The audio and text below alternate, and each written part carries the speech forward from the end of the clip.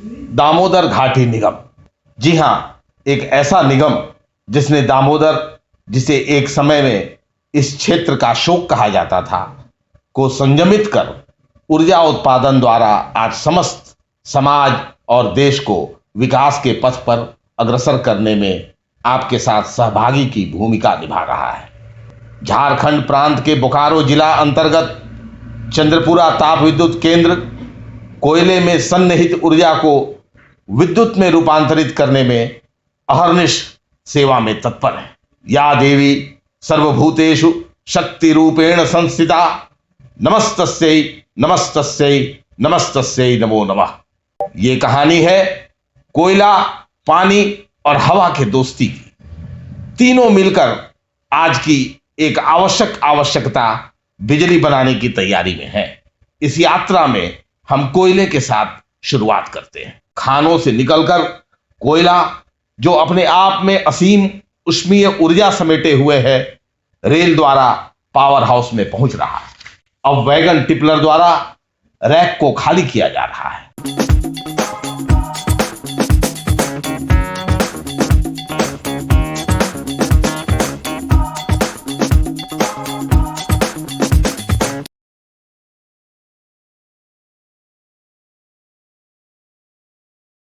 यह कोयला conveyor belt द्वारा अपने आगे की यात्रा पर निकल पड़ा है। क्रशर में जाकर यह टुकड़े टुकड़े हो जाता है और वाह रे उत्सर्ग की भावना, मानव समाज के कल्याण की भावना से ओतप्रोत यह कोल मिल में पिसने के लिए चल पड़ता है। इधर दामोदर नदी में प्रवाहित कोयले का दूसरा मित्र पानी विभिन्न रासायनिक प्रक्रियाओं से गुजरते हुए पंपों के द्वारा बॉयलर की ओर चल पड़ता है। वायुमंडल में उपस्थित तीसरा मित्र हवा भी एफडी फैन, पीए फैन इत्यादि के सहारे इस यात्रा में शरीक हो जाता है। यह है कोल मिल। कोल मिल में कोयले के छोटे छोटे टुकड़े पिसकर महीन चूर्ण में परिवर्तित हो जाते हैं और वेग से चलते हुए अपने मित्र हवा के सहारे कोल पाइप के रास्ते अपनी मंजिल बॉयलर तक पहुंच जाते हैं।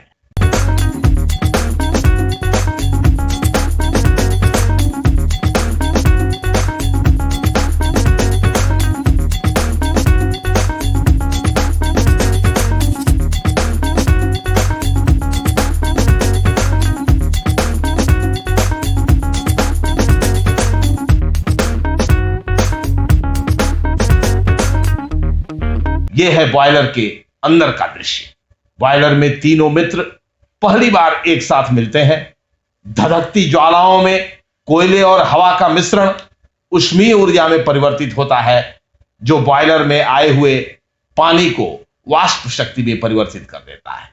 बताते चलें कि इसी कारण बॉयलर को हम वाष्पित्र भी कहते हैं।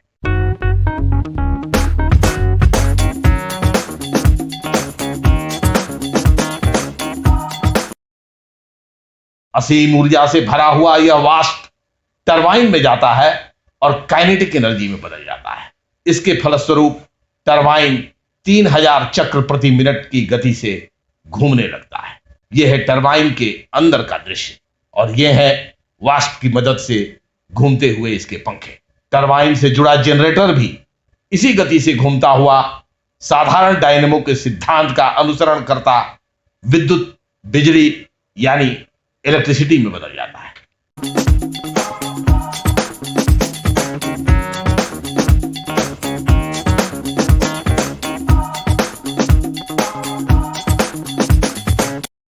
टरबाइन में प्रयुक्त वाष्प को ठंडा कर हम पुनः इस्तेमाल के लिए पंप द्वारा बॉयलर में भेज देते हैं।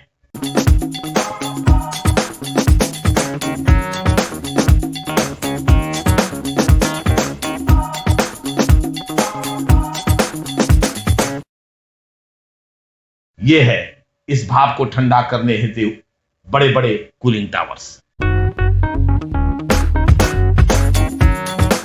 इस तरह विद्युत निर्माण में जुटे तीनों मित्रों में दो यानी कोयला और हवा तो अपने को उत्सर्ग कर खाक में मिल जाते हैं, किंतु तीसरा मित्र जल अनवरत सेवा में लगा रहता है। वस्तुतः यही तो है जीवन। पुनरपि जननम पुनरपि मरणम, जननम मरणम पुनरपि पुनरपि।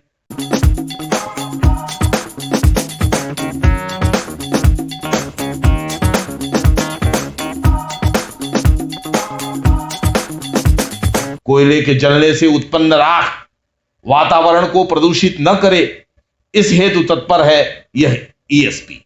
यहां हाई वोल्टेज द्वारा राख के सूक्ष्म कणों को रोक लिया जाता है और स्वच्छ वायु वातावरण में चिमनी के सहारे छोड़ दिया जाता है। अंततः जनरेटर द्वारा उत्पादित बिजली स्विच यार्ड से गुजरते हुए देश के विभिन्न कल कारखानों एवं अंधेरे में डूबे हिस्सों को जगमग करने की चल पड़ती।